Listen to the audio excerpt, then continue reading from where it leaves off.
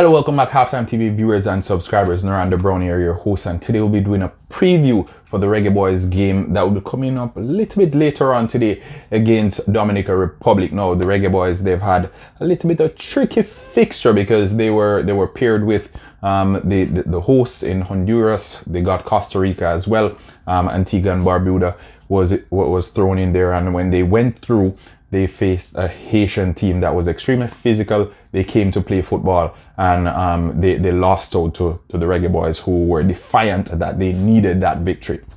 Before I get into today's show though, let me say a big shout out to the sponsors, Quicklink Shipping, RS Sports Store, and CSA Shop. The link to each of those is located in the description below. Alright, now I'm gonna throw it out there straight off the bat. What are your thoughts on the Reggae Boyz trip so far? What are your thoughts on their journey, the road they've taken to where they're currently at in these CONCACAF championship? I think we've seen a few diamond in the rough. The goalkeeper, Boris Clark, I think Jamar Clark is good as well. Chad, he seems as if he's a good player. Chad James, I think his name is. But yeah, a number of good players in there, and it begs the question, because we've seen a number of good players in previous years who have represented Jamaica at the junior level, and they haven't made the transition over to the senior level, and not only represented Jamaica at the junior level and not represented at the senior level. It seems as if there isn't that pathway for the youngsters to get a footing in the senior team. Generally, the national team, how it's set up, every time there is a major tournament or whenever something comes up, a friendly or whatnot, that means something, that's when the Jamaica Football Federation kicks off their recruitment drive, usually dipping their toe in the English market or in MLS. The English market more often than the MLS, because I think most of the players who leave Jamaica and go to the United States, they're playing in the second division of US soccer, or USL, some people call it, US Soccer League.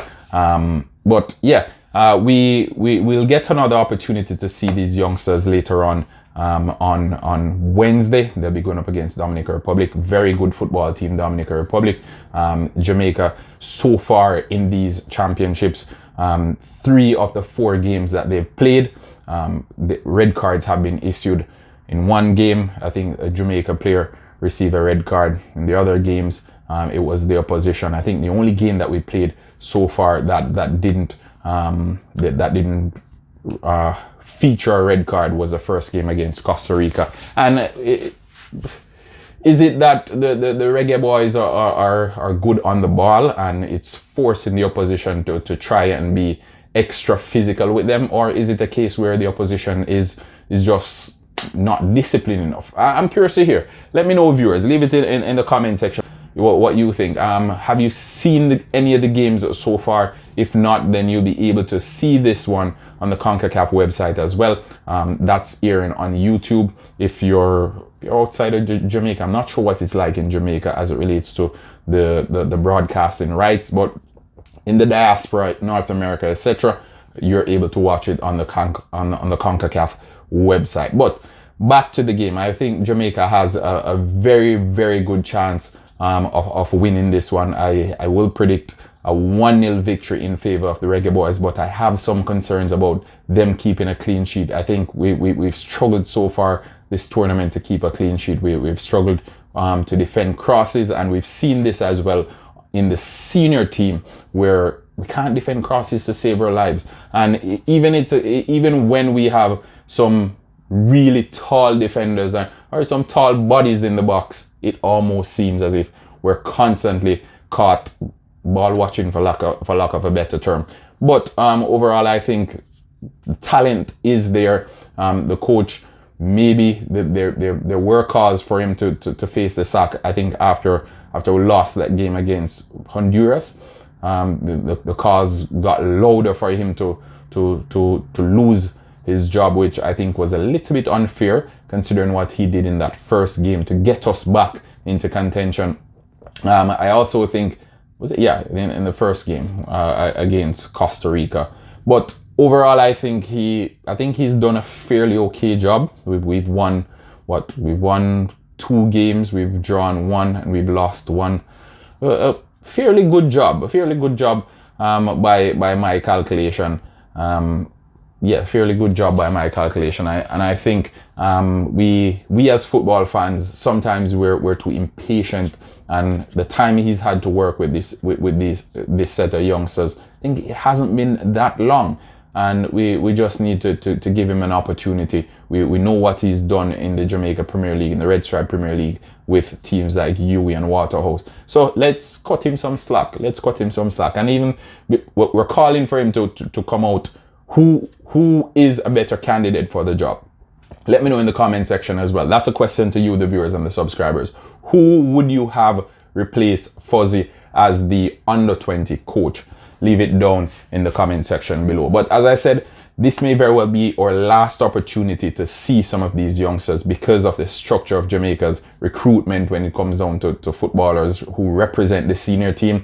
We've had so many youngsters, fantastic youngsters, represent Jamaica on the junior level who haven't been given the opportunity to represent at the senior level, either because they're falling through the system or they just give up on it because they don't see a way through. Paul Hall, we've received information that he will not be the coach of the Reggae Boyz team for the foreseeable future. Well, probably he'll administer the next few friendlies or what have you, but he will not be the long-term plan as per the reports that we've received out of, I guess, from the sources. I'll leave it at that.